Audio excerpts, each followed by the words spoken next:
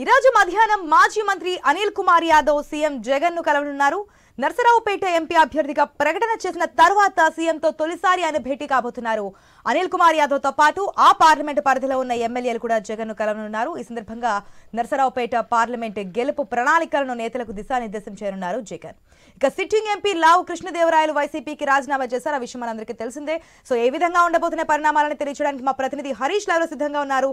Right Harish, good morning. మనం చూస్తున్నాం ఏదైతే నర్సరావుపేట ఎంపీగా మాజీ మంత్రి అనిల్ కుమార్ యాదవ్ కి ఇన్ఛార్జ్ బాధ్యతలు అప్పగించిన తర్వాత మొట్టమొదటిసారిగా సీఎం జగన్ కలవబోతున్నారు. డీటెయిల్స్ ఏంటి? గుడ్ మార్నింగ్ ఆశ. నర్సరావుపేట ఎంపీ స్థానానికి సంబంధించినటువంటి వ్యవహారంలో వైసీపీ చాలా కీలకంగా వ్యవహరిస్తోంది. మొదటి నుంచి కూడా బీసీ సామాజిక వర్గానికి సంబంధించినటువంటి వ్యక్తిని నర్సరావుపేట పార్లమెంట్ లో పెట్టాలన్న ఉద్దేశంలో వైసీపీ అధిష్టానం మొదటి నుంచి ఉంది. అయితే నర్సరావుపేటలో ఉన్న పార్లమెంట్ నియోజకవర్గ పరిధిలో ఉన్నటువంటి 7 నియోజకవర్గాలకు సంబంధించినంత వరకు కూడా పూర్తిగా అక్కడ ఓసీ సామాజిక వర్గానికి సంబంధించినటువంటి శాసనసభ్యులు ఉన్నారు. సో కులాల ఈక్వేషన్ లో ఎంపీ స్థానానికి బీసీ సామాజిక వర్గానికి చెందినటువంటి వ్యక్తి నిలబెట్టాలన్న ఒక ప్రధానమైనటువంటి ఉద్దేశంలో వచ్చిన తర్వాత మాజీ మంత్రిగా ఉన్నటువంటి అనిల్ కుమార్ యాదవ్ ని నియామకాన్ని జగన్ ఫైనల్ చేశారు. అందులో భాగంగానే ఈసారి నర్సరావుపేట సీట్ ని మళ్ళీ కైవసం చేసుకోవాలని ఒక ప్రధానమైనటువంటి ఉద్దేశంలో వైసీపీ ఉంది.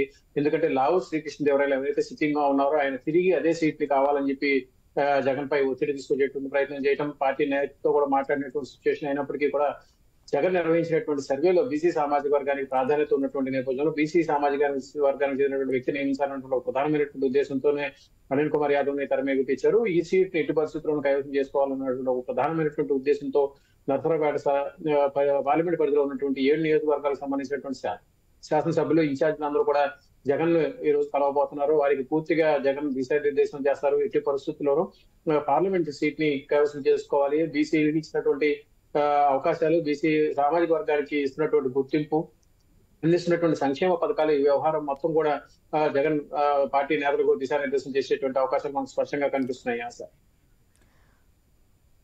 Right Harish, thanks for the update. Yes, మనం చూస్తున్నాం ఏదైతే నర్సరావుపేట ఎంపీగా మాజీ మంత్రి అనిల్ కుమార్ యాదవ్కు ఇవ్వడం జరిగింది ఎంపీ సీట్ అనేది. దానికి సంబంధించి ఈరోజు మొట్టమొదటిసారిగా సీఎం జగన్ కలవబోతున్నారు అనిల్ కుమార్ యాదవ్.